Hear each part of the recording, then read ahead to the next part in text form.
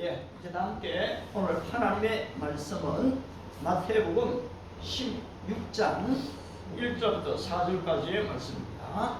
우리 다 함께 한 목소리로 같이 읽겠습니다. 시작.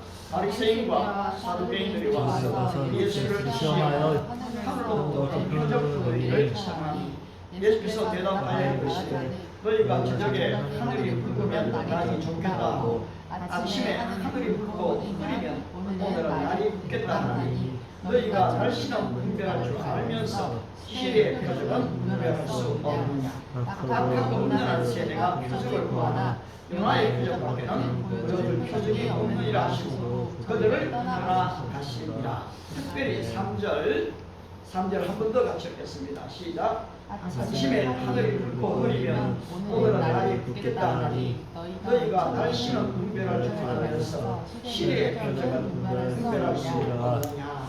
아멘. 아멘. 너희가 날씨는 뭐 할 줄 알면서요? 분별할 줄 알면서 무엇을요? 시대의 표적은 이 분별할 수 없느냐라는 말씀입니다. 여러분 히틀러가 유태인을 많이 죽였죠. 우리 홀로코스트 이래 얘기 들으면은 유태인을 한 600만 명을 학살했습니다. 근데 왜 이렇게 사람들을 많이 죽였을까요? 여러 가지 이유들이 있지만 그 가운데 하나로는 바로 이 자기들은 독일의 민족성이 아주 우수하다고 생각했습니다. 그 역할을 했던 것이 다윈의 진학원 사상입니다. 여러분 한 시대에 어떤 큰 사건이 생겨났을 때는 반드시 그 배후에 이 사상들이 따라오게 되어 있어요.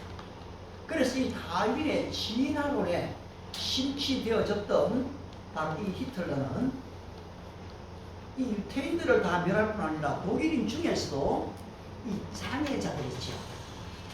장애자들은 또 다른 장애자를 만들어 이래서 장애자들까지도 사실 많이 제거했습니다. 왜냐하니까 자기의 이 종족을 보존한다는 명분이었어요.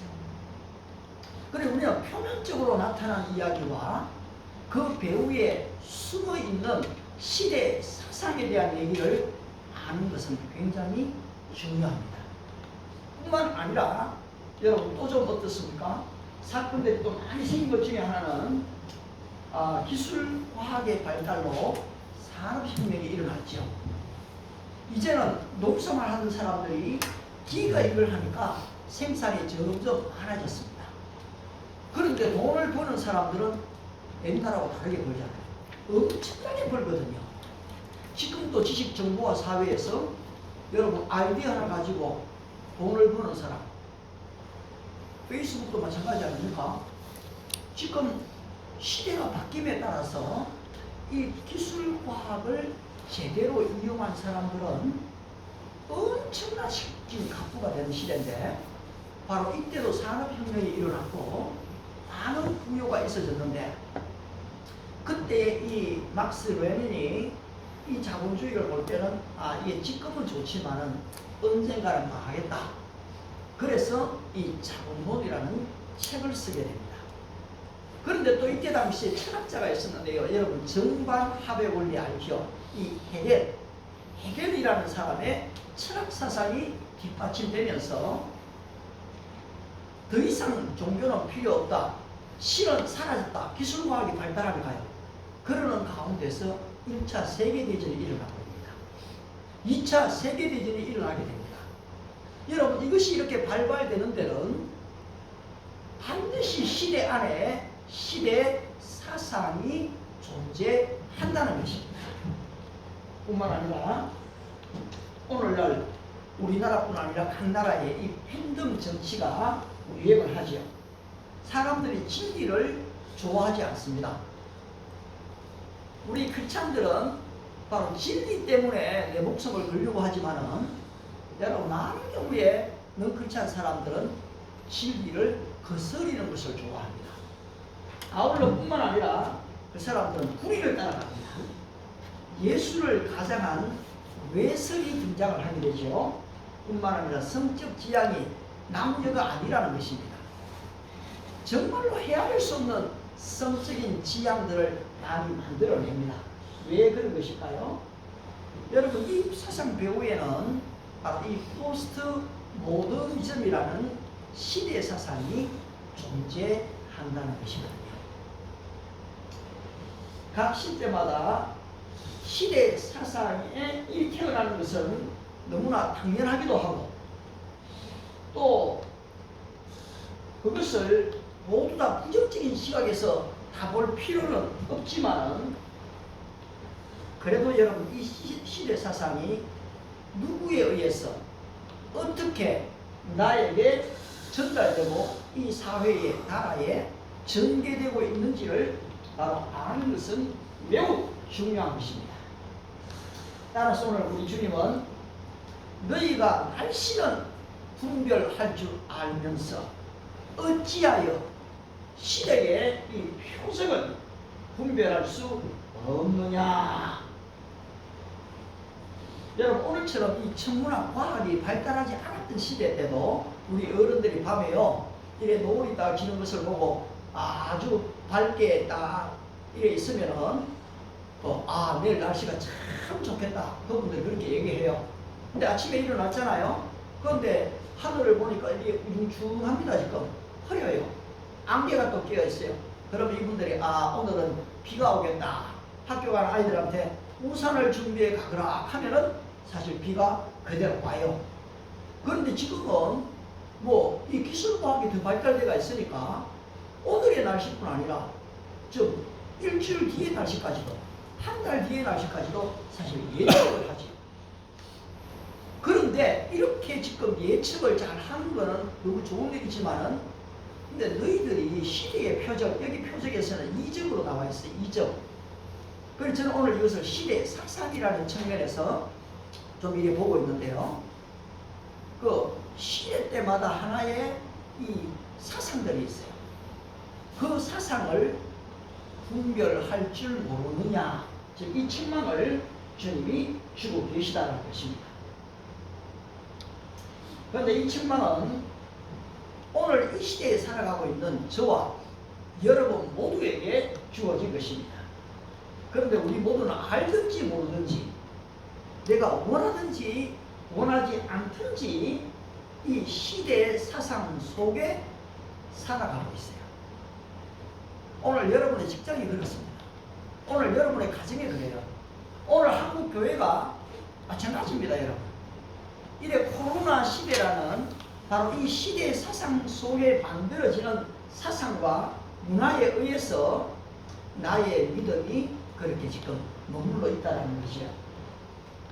따라서 이 포스트 모더니즘, 우리는 오늘 이 시대를 지식 정보화, 산업화 시대라고 얘기하지 않습니까? 바로 이 포스트 모더니즘은, 포스트가 초지요. 그다음에 모더니즘이 현대입니다. 초현대의 시대를 지금 구현해 나가는 그런 와중에 우리가 살고 있다는 것입니다. 근데 여기에는 바로 철학적인 사상과 함께 이 사회학적인 시대 사상들이 등장하게 되어 있습니다. 지금은 더 이상 결혼을 한 사람만을 가정이다라고 얘기하지 않아요. 아기가 없어도 거기를 바로 1인 가정을 가지고 있어도 가정이다라고 얘기를 합니다. 그러니까 직장에서는 아예 이제 미혼을 선언하고요. 40세가 넘은 사람들한테는 직장에서 아예 이제 결혼 안 한 사람에게 옛날에 부조했던 거 다 돌려주세요 하고 아예 돌려받더라고요. 그런 시대가 되어버렸고요. 그리고 이 모든 것 안에는 시대의 사상들이 있습니다. 물론 우리 모두는 이 시대의 사상을 다 알 수도 없고 또 알 필요도 어이없는 없습니다. 그런데 한 가지 분명한 사실은, 예수님을 알게 되면, 성경을 여러분이 날마다 읽으시게 되면 이 말씀을 통해서 시대의 사상을 분별할 수가 있다는 것입니다. 너희는 이 세대를 본받지 말고, 어디에 있죠? 로마서 12장 2절에 있지요. 너희는 이 세대를 본받지 말고 마음을 새롭게 함으로 뭐를 받았어요? 변화를 받아. 하나님의 뜻을 분별해라. 여러분이 오늘 이 시대에 흘러가는 사상을 안다면은 나는 저렇게 안 될 거야. 여러분 결단을 하게 돼요. 그리고 내 안에 변화가 일어납니다. 나는 결단코 저런 일을 저지르지 않을 거야. 나는 결혼하기 전까지는 나의 신계를 지킬 거야. 이 바보라 하죠, 지금 세상에서는. 세상에서는 바보라 해요. 그런데 그런 청년들이 많이 있습니다. 그런 사람을 만나면 되는데, 아이고, 내 이래갖고 배우자 언제 만나겠냐. 이래가 자기 자신을 노출시켜버리는 위험의 함정에 빠지는 경우들이 참 많은 거죠. 아무튼, 우리 주님의 이 시대의 사상, 이 사상을 분별하라. 마음을 새롭게 하라. 변화를 받으라. 하나님의 뜻을 분별하라. 이것을 어떻게 하면 그렇게 할 수가 있겠습니까? 여러분이 어떤 신학적인, 철학적인 지식을 가지고 있지 않다고 해서 이 시대 사상을 내가 분별하지 못하지는 않을까 걱정할 필요는 아무도 없습니다. 왜냐하니까 예수님의 가르침은 삼척 동작, 어린 아이라도 알 수 있도록 말씀해 놓았기 때문에 정말로 우리가 주님으로부터 통찰을 얻는다면 여러분 이 시대 사상을 다 알 수가 있다는 거죠. 바로 성경을 읽을 때, 말씀을 들을 때 우리 주님께서 뭐라고 했습니까? 내 아버지께서 내 이름으로 보내실 성령 그가 오시면, 여러분 우리가 초등학교, 중학교, 고등학교, 대학교 뭐 여러 과정을 통해서 선생님을 통해서 배웠어요. 잘 됐죠. 그게 이게 일반 은총입니다. 그런데 이 성령님의 깨달음은 특별 은총인 것입니다. 이 특별 은총이 주어지면 머리가 열려질 때가 있어요. 깨달음의 동기가 크게 올 때가 있습니다. 그게 다니엘이거든요. 그게 예레미야입니다. 바로 이 성령의 충만함을 듣게 되면 내가 가히 상상 못했던 아이디어들을 가지게 된다는 것입니다. 세상에 믿지 않는 사람들도 이거 일반 은총 속에서도 얼마나 좀 세계적인 영화와 드라마를 만들어냅니까? 그런데 우리 믿음의 사람들이 주님으로부터 성령의 충만함을 듣게 되면 여러분들이 가히 상상할 수 없는 놀라운 일들이 일어난다는 것이죠. 오늘 본문에서도 이 바리새인과 이 서기관들의 사상을 여러분이 다 알 필요가 없어요. 사실 이 마태복음, 마가복음, 누가복음 읽으면은 바리새인, 서기관에 대한 얘기가 참 많습니다. 근데 어떻게 듣지만요, 다 잘 몰라요. 근데 알 필요도 없어요. 그러나 여러분이 성경에서 조금만 본문을 내려가 보면 여러분 한번 12절을 보시겠습니까? 13장, 16장 12절요.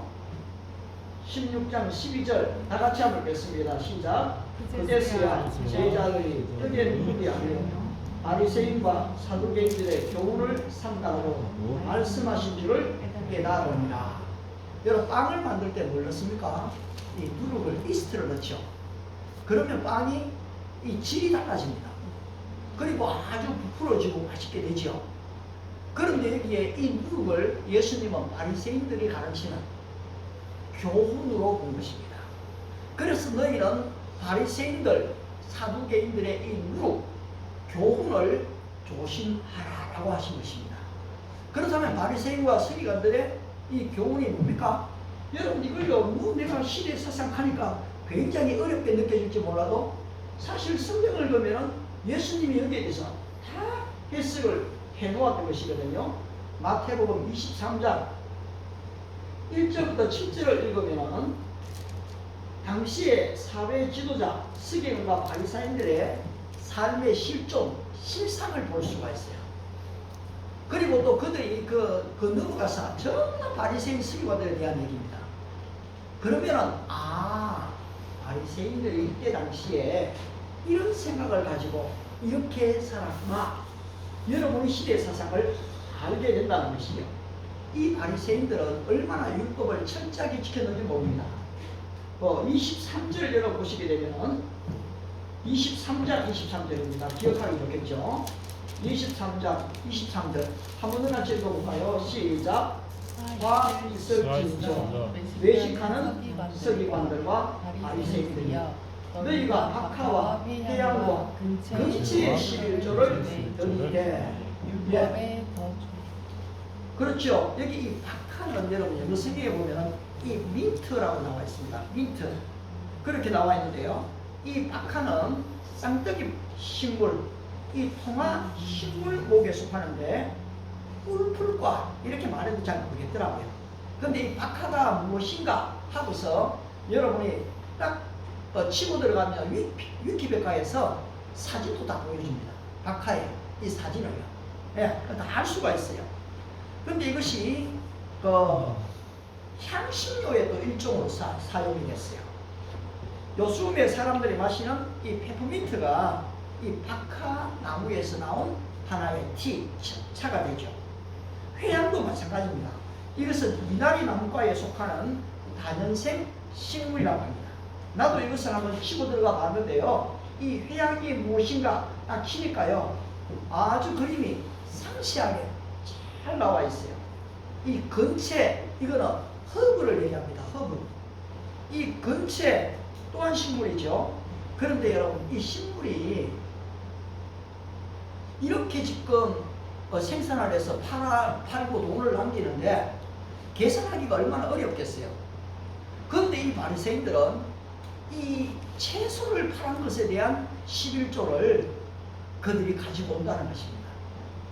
이 바리새인들은 이 모세 오경의 율법을 죽음을 불사하고 따랐던 사람들이거든요. 아니 이렇게 지금 잘 믿었으면 칭찬받아야 되잖아요. 그런데 예수님은 독사의 자식들아. 그런데 많은 크리스찬들이 자꾸 바리새인들을 이렇게 예수님 하신 것 때문에 바리새인이 진짜로 했던 그 올바른 행동을 안 닮으려고 해요. 이것도 굉장한 위험의 함정입니다.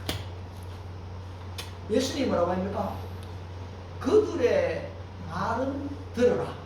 그러나 그들의 행위는 본받지 말아라. 일어났거든요. 여러분들이 같이 직장 생활을 하거나 아니면 또 어디를 갔을 때 내 마음에 들지 않는 사람이 있어요. 나도 축구팀에 가보니까 그런 사람이 있더라고요.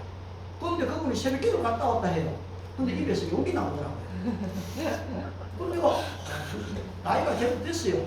그래서 아니 저 집사님이 새벽기도를 갔다 왔다고 말을 하지나 말지 왜 새벽기도 갔다가 여기 사람들이 있는데 막 욕을 하냐? 그러니까 내가 어떻게 되겠어요? 멀리하게 돼요. 그 사람을 가깝게 하고 싶지 않아요. 물론 그렇다고 해가 미워하거나 뭐 모른 척하거나 이러진 않아요. 기본적인 인사만 하고 사실 지내는 거죠. 그런데 아무튼 바리새인들은 보세요. 바로 이 11조의 율법을 지키기 위해서 박하와 회양과 근처의 11조를 그들이 준비했다는 사실입니다. 이것에 대해서 우리 주님께서 뭐라고 말씀합니까? 너희가 이것도 하고. 근데 이 율법이 더 중요한 게 아니고 세 가지를 버렸다 하죠. 뭐를 버렸다 합니까? 정의와 인과 신. 정의와 뭐를요? 인과 자비입니다. 자비, 긍휼함, 인과 그 다음에 신이 바로 믿음입니다. 믿음을 버렸다는 것입니다. 율법은 지키는데 진정한 정의, 진정한 자비, 참된 믿음은 이들이 잃고 있다는 것입니다. 그런데 우리 주님께서 이 결론이 뭡니까? 그러나 너희는 이것도 행하고 저것도 버리지 말아야 할 것이니라. 오늘 우리 크리스찬들이 굉장히 자유하게, 나도 그 중에 한 사람이에요. 나는 덮어 씌우는 걸 별로 안 좋아해요. 그런데 이렇게 자유를 자꾸 이야기하다 보면은 자기도 모르게 율법을 좀 등한히 여겨버릴 때가 있어요. 그리고 율법을 등한히 여기는 그 자체가 그 모임의 습관화가 되어져 버립니다. 그것이 그곳의 문화가 되어져 버려요. 그러면은 더 이상 성장할 수가 없고요. 예수님이 책망을 하시는 것을 들을 수밖에 없습니다. 여러분, 만약에 제가 헌금을 강조하지 않는다거나 11조를 많이 언급하지 않는다고 해서 우리 교회 목사님은 돈을 밝히지 않는 분이야, 그렇게 생각하신다면 여러분이 큰 착각을 하는 겁니다. 왜냐하니까 그것은 또 다른 예수님의 말씀, 이것도 행하고 저것도 버리지 말아야 할 것이라는 말을 올바르게 가르치지 않는 하나님 앞에 불의한 종이 될 수밖에 없는 것이거든요. 그래서 어느 누구의 말을 따르는 게 아닙니다. 성경이 나에게 그 말씀하심이 오면은 사실 나는 순종할 수밖에 없는 그런 단계라는 거죠. 이것도 행하고 저것도 11조도 버리지 말아야 한다는 이 예수님의 이 중요한 교훈을 저나 여러분 우리 모두가 잊지 말아야 합니다. 그래도 이 바리새인들은 그리스도의 부활과 영생의 교리를 믿었어요. 사람들은 죽으면 끝이다 이렇게 얘기하잖아요. 사두개인들이 그랬어요. 그래 부활도 없는 거예요. 그런데 바리새인들은 그래도 이거는 믿는 거예요. 하지만 사두개인들은 이 바리새인 사두개인이 제일 많이 나오잖아요. 사두개인들은 모세 오경의 권위만 인정하고 이 부활을 믿지 않습니다. 영생을 믿지도 않습니다. 사후의 영원한 세계를 믿지 않는 것입니다. 이 사상은 오늘날의 자유주의 사상, 바로 이성주의 사상, 영을 부인하고 신은 없다, 신을 믿지 않는 무신론 사상으로 발전을 했습니다. 오늘날도 신앙에 있어서 이 극단적 보수주의자들이 있어요. 이번에 코로나가 왔을 때 3년 전에 야 국가에서 이렇게 하든 저렇게 하든 우리는 어디서 예배해야 돼. 이 극단적 보수주의자들이 있습니다. 그 사람들은 코로나 걸려가 죽든지 말든지 다른 사람들에게 피해 가든지 말든지 그들은 뭐야 예배하는 겁니다. 그런데 또 어떻습니까? 극단적인 자유주의자들이 있습니다. 아 그래 꼭 예배를 그렇게 드려야 될 이유는 없어. 자 우리가 줌으로 예배하고 있지 않냐. 그리고 우리 건강 잘 지키고 코로나 끝나면 다 가야지. 그런데 사실은 한국교회에 10명 중에 4명의 사람들이 코로나 이전 시대와 이 시대에 교회를 가지 않는다는 통계가 지금 나오고 있다는 것입니다. 따라서 오늘 우리 크리스찬들은 어떤 기준을 따라서 내 믿음을 바르게 지켜야 할 것인가, 말아야 할 것인가, 어느 선까지 해야 될 것인가. 남녀가 데이트를 해도 이 사랑하는 사람인데 또 결혼까지 약속했는데 어디까지 나 자신을 허용할 것인가에 대한 부분도 굉장한 민감한 이슈가 되어가지고 또 사실이에요. 그런데 예수님은 이 양극단의 사상을 말씀하시면서 이 요나의 표적, 요나가 물고기 뱃속에 3일을 들어가 있었던 것처럼 인자도 물고기 뱃속에 3일을 있을 것이다. 그리고 3일 뒤에는 내가 요나가 물고기에서 나온 것처럼 미안합니다. 조금 좀 하겠습니다. 몸살이 조금 심했어요.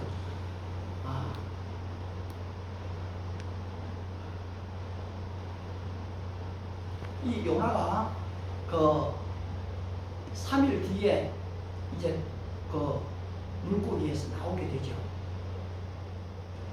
예수님이 바로 이 바리새인과 서기관들이 이 표적을 구할 때에 내가 보여줄 표적은 이것밖에 없다. 여러분 예수님이 가버나움에서 얼마나 많은 표적을 행했습니까? 그런데 여러분 표적과 기적이 많이 나타나면 예수를 더 잘 믿을 것 같습니까? 아니요. 여러분 기도 응답을 많이 받으면은 더 잘 믿을 것 같지요. 하나님이 나와 함께 하시니까요. 그런데 호세아 6장을 보시면은 저희가 번성할수록 내게 더욱 범죄함이 일어납니다. 오히려 번영이 축복이 아니고 저주가 될 때가 많다는 것입니다. 따라서 오늘 저와 여러분들이 이 성경을 읽을 때에 바로 이러한 시대의 사상을 분별하는 것은 정말 중요합니다. 우리가 매주일 사도신경 전능하사 천지를 만드신 하나님 아버지를 다 같이 봅시다. 시작. 전능하사 천지를 만드신 하나님 아버지를 내가 믿사하며 그의 아들 주 예수 그리스도를 믿사오니 는 성령으로 잉태하사 동정녀 마리아에게 권하시고 본디아 빌라도에게 고난을 받으사 십자가에 못 박혀 죽으시고 장사한 지 사흘 만에 죽은 자 가운데서 다시 네, 살아나시며 됐습니다. 거기에서 뭡니까? 장사 진행과 되었다가 사흘 만에 다시 살아나사 여러분 그 부활을 믿는 믿음을 고백하는 것입니다. 사랑하는 성도 여러분, 오늘 나에게 다가오는 사상이나 이 교훈이 무엇입니까? 여러분 오징어 게임은 그 자체가 게임 그 자체가 아닌 돈이면 모든 것이 가능한 자본주의의 폐단, 황금 만능주의 사상을 경계해야 하는 것을 가르쳐 줍니다. 이 파치코 소설도 이미라 교수는 여기서 단순히 일제의 만행만을 고발하는 정도가 아니에요. 바로 일본이 다시 한번 군국주의, 제국주의의 이 부활을 바로 꿈꾸고 있는 것을 경계하는 겁니다. 한편의 드라마나 영화나 소설이나 신화, 아니면 또 그림, 노래, 스포츠, 예술 등 여러분 이 모든 것들에는 우리가 알지 못하던 시대 사상이 숨어져 있습니다. 나라와 나라, 민족과 민족의 전쟁이 일어납니다. 지금 우크라이나하고 러시아하고 전쟁이 있지만 이 유럽에는 엄청난 지금 무기 사들이 전략들이 지금 판을 치고 있습니다. 또 홍수와 가뭄, 이 폭설, 빙하가 녹아내리는 이 기후의 변화가 있고 또 그렇게 말을 하고 뉴스에 듣지만은 사실 우리는 내게 닥치지 않으면은 그렇게 심각하게 생각하지 않거든요. 사람들의 심리적 상태나 이 사회적인 변화들, 과학 발전의 한계 등을 성경은 이미 가르쳐주고 있습니다. 오늘 나는 어떤 시대 사상의 영향을 받고 있는가? 오늘 여러분들이 알든 모르든 여러분들이 이 시대 사상의 영향을 받고 있습니다. 내가 누가 무엇을 말하고 어떻게 말하고 있는가를, 그 말을 내가 얼마나 소중히 여기고 있는가 아는 것은 참 중요합니다. 나는 어떤 경우에 감동하고 그렇게 살려고 하는가? 나는 평생 무엇을 믿고 따르려고 하는가? 오늘 이 시대의 사상의 노예가 아닌 말씀으로 승리하는 여러분 정복자가 되시기를 주님의 이름으로 축복합니다. 기도하겠습니다.